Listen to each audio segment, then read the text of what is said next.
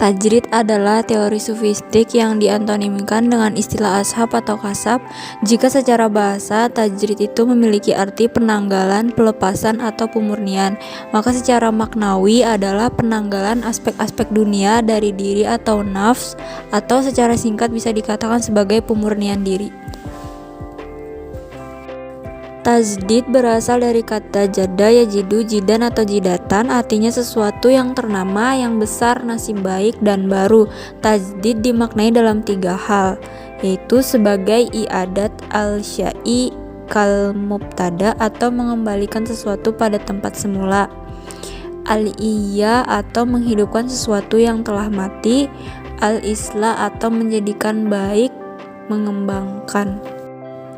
Pertama, dalam bidang kepercayaan dan ibadah, muatannya menjadi khurafat dan bid'ah. Khurafat adalah kepercayaan tanpa pedoman yang sah dari Al-Quran dan As-Sunnah, hanya ikut-ikutan orang tua atau nenek moyang. Sedangkan bid'ah biasanya muncul karena ingin memperbanyak ritual, tetapi pengetahuan Islamnya kurang luas, sehingga yang dilakukan adalah bukan dari ajaran Islam, misalnya seperti selamatan.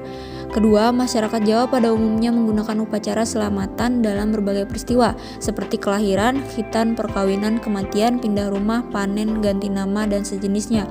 Namun, di antara macam-macam selamatan yang paling menonjol adalah selamatan kematian, yaitu terdiri dari 3 hari, 40 hari, 100 hari, dan kahul. Model-model tajdid Muhammadiyah. Tajdid Muhammadiyah konkret dan produktif, yaitu melalui amal. Usaha yang didirikan hasilnya konkret dapat dirasakan dan dimanfaatkan oleh umat Islam, bangsa Indonesia, dan umat manusia di seluruh dunia. Suburnya amal saleh di lingkungan aktivis Muhammadiyah ditunjukkan kepada komunitas Muhammadiyah dalam rangka rahmatan lil alamin. Tajdid Muhammadiyah bersifat terbuka. Maksud dari keterbukaan tersebut, Muhammadiyah mampu mengantisipasi perubahan dan kemajuan di sekitar kita. Tajdid Muhammadiyah sangat fungsional dan selaras dengan cita-cita Muhammadiyah untuk menjadikan Islam itu sebagai agama yang berkemajuan, juga Islam yang berkebajikan, yang senantiasa hadir sebagai pemecah masalah-masalah dalam kurung problem solve, termasuk masalah kesehatan, pendidikan, dan masalah sosial ekonomi. Dalam konstitusi Muhammadiyah terdapat 3 model gerakan Muhammadiyah. 1. Muhammadiyah sebagai gerakan Islam. 2. Muhammadiyah sebagai gerakan dakwah amar ma'ruf nahi munkar. 3. Muhammadiyah sebagai gerakan tajdid. Muhammadiyah memposisikan diri sebagai organisasi keagamaan dengan misi dakwah Islam amar ma'ruf nahi munkar. Untuk menguatkan posisi itu, maka dirumuskan 5 pilar Muhammadiyah, yaitu 1. Muhammadiyah sebagai gerakan purifikasi akidah Islam. 2. Muhammadiyah sebagai gerakan tajdid. 3. Muhammadiyah sebagai gerakan mobilisasi amal soleh. 4. Muhammadiyah sebagai gerakan pencerahan al-tarbiyah. 5. Muhammadiyah sebagai gerakan non-politik praktis. Model gerakan sosial kemanusiaan Muhammadiyah. Terdapat 3 hal yang membedakan gerakan sosial dari bentuk perilaku kolektif lainnya, yaitu 1. Organize, yaitu gerakan sosial itu terorganisasi, sedangkan kebanyakan perilaku kolektif tidak terorganisasi, baik pemimpin, pengikut, maupun pergerakannya. 2. Deliberate, gerakan sosial itu direncanakan dengan penuh pertimbangan dan perencanaan. 3. Enduring, gerakan sosial itu keberadaannya untuk jangka waktu yang panjang hingga beberapa dekade, artinya sebuah gerakan sosial, terlebih gerakan keagamaan, memiliki karakter yang kuat untuk bergerak secara terorganisir, terencana, dan berkelanjutan, sehingga tidak mudah tertelan zaman maupun badai tantangan zaman berikutnya.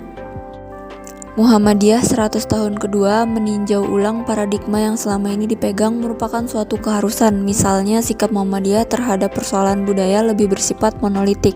Kecenderungan ini bisa dilihat dari identitas yang melekat dalam Muhammadiyah, yakni gerakan Islam yang murni, di samping sebagai gerakan modernisme.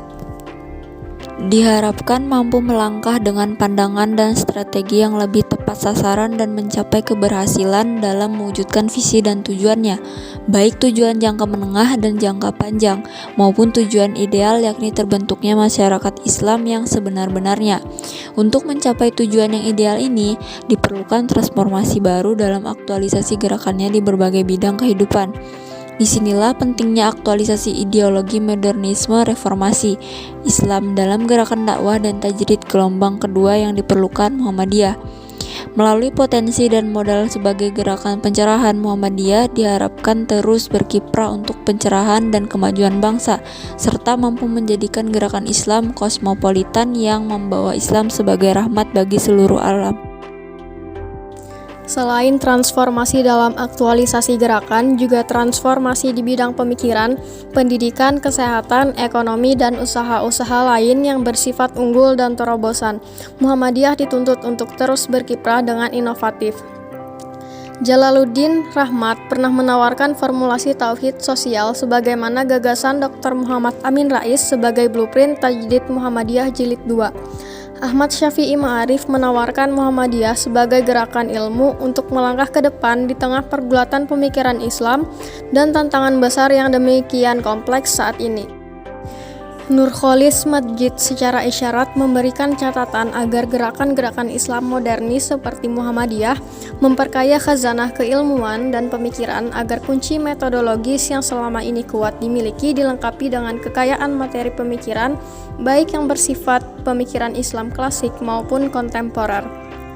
Tawaran-tawaran pemikiran tersebut berangkat dari penilaian bahwa gerakan Islam modern seperti Muhammadiyah selama ini cenderung terlalu ad hoc, kaya amal tetapi kering pemikiran, dan kehilangan daya transformasionalnya di tengah perubahan dan perkembangan zaman yang syarat kompleksitas masalah dan tantangan sebagaimana kritik kaum neomodernisme terhadap modernisme. Majelis Tarjih dan Tajdid Muhammad Samsul Anwar juga memberikan tawaran bahwa kini Tajdid Muhammadiyah memerlukan pengembangan dari paradigma tajdid juz'i alami atau pemberian praksis amaliyah ke tajdid usuli nazari atau pemburuan pemikiran yang lebih mendasar.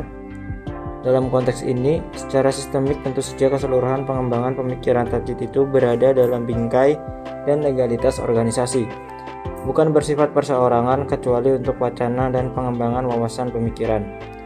Tajdid Muhammadiyah bersifat jama'i atau kolektif, tetapi tentu saja memerlukan etos ijtihad dan sistem yang lebih dinamis agar tidak mengalami kelambanan dan tidak terperangkap pada posisi statis. Sedangkan berbagai variasi dan pengembangan wacana pemikiran sebaiknya diberi ruang yang lebih longgar agar tradisi pemikiran terus berkembang. Tentu saja disertai sikap tasamuh dan memiliki pertanggungjawaban intelektual yang tinggi. Keberhasilan Muhammadiyah melangkah melintasi zaman menuju 100 tahun kedua karena potensi dan modal dasar yang dimiliki sebagai gerakan pencerahan. Melalui gerakan pencerahan yang membawa misi dakwah dan tajdid yang membebaskan, memberdayakan, dan memajukan kehidupan di tengah dinamika abad modern yang syarat tantangan.